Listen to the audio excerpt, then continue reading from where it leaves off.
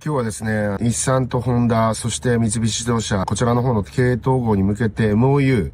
ですね、を結んで、具体的に統合に向けて協議をするという、記者会見発表が行われましたので、それについて解説したいと思います。ちなみに日産の前 CEO のですね、カルロス・ゴーンさんは逃亡先のレバノンからですね、この統合は絶対に成功しないと。日産を追い詰められてですね、こういうことやってるけれども絶対無理だっていうような、絶対成功しないだろうと。統合したとしてもうまくいかないだろうというふうに、おっしゃられてますけれども、ある意味当たってるかなっていうふうに思います。面白いのはね、検察から逃げて、日産、これ、正直、東京地検特捜部が捕まえたのって、司法取引っていうものが認められるようになって、これはちょっと片手落ちの、司法取引なんですけれども、いわゆる主犯とされる人物に対して従犯とされる。日産の場合はカルロス・ゴーンが主犯で、それ以外が従犯ということなんですけれども、従犯の人たちは、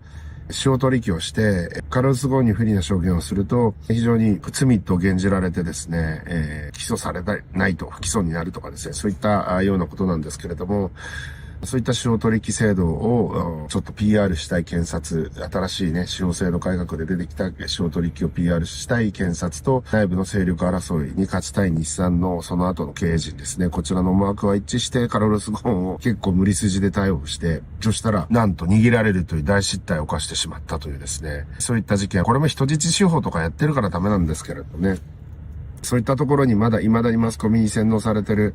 日本人の人たちが逃げてるカルロス・ゴーンが言ってることなんか意味ねえよみたいなこと言ったりとかしてるコメントが散見されるんですけれども、曲がりなりにもね、20年近く日産の経営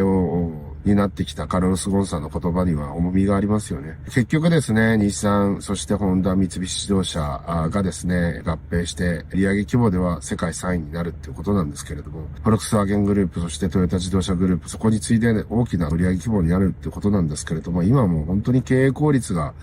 重要視されるような利益率とかですね、資本効率、こういったものが重要視される時代なので、売上さえ追えばいいっていう問題ではないんですよね。そういった規模で世界3位ぐらいの規模だ、なんていう風にね、報道してる新聞なんかもあったりして、もう古くせえな、そんなんじゃねえんだよな、っていう風に思ってしまいました。今回はですね、こうすることによって車台ですね、燃料電池だったり、電池だったり、モーターだったり、こういった部分の EV 化、あるいは燃料電池車化、こういったことに関してですね、共同で投資をしていけるという、そこで経営効率が良くなるっていう風なお話だったんだと思うんですけれども、本質的なように見えてあんまり本質的じゃないなっていう風に考えました。ある意味トヨタなんかに比べると弱者連合なわけですね。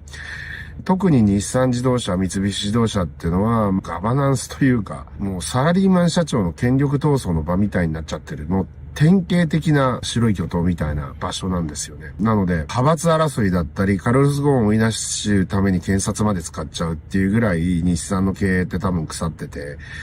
なんていうのかな、純血主義で政府とかこういったものにですね、昔はですね、自動車会社の統廃合なんていう話がですね、昭和40年代とかにあったわけですけれども、こういったものも突っぱねて知るかもけっていうことでですね、独立独歩の道を歩み、政府の補助金ももらわずにですね、やってきたホンダという会社がですね、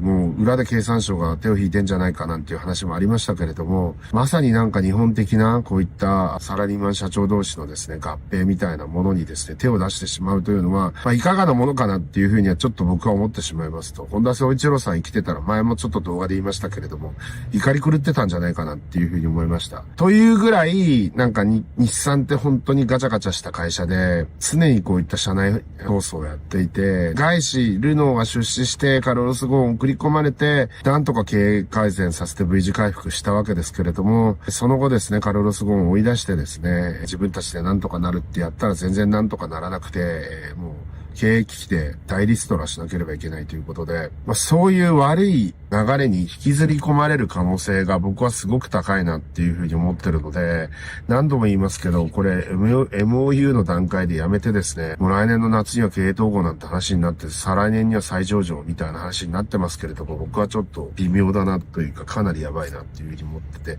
どっかで踏みとどまった方が僕はいいんじゃないかなというふうに提言したいなっていうふうに思いました。ということで今日はこの辺で終わりたいと思います。いってらっしゃい。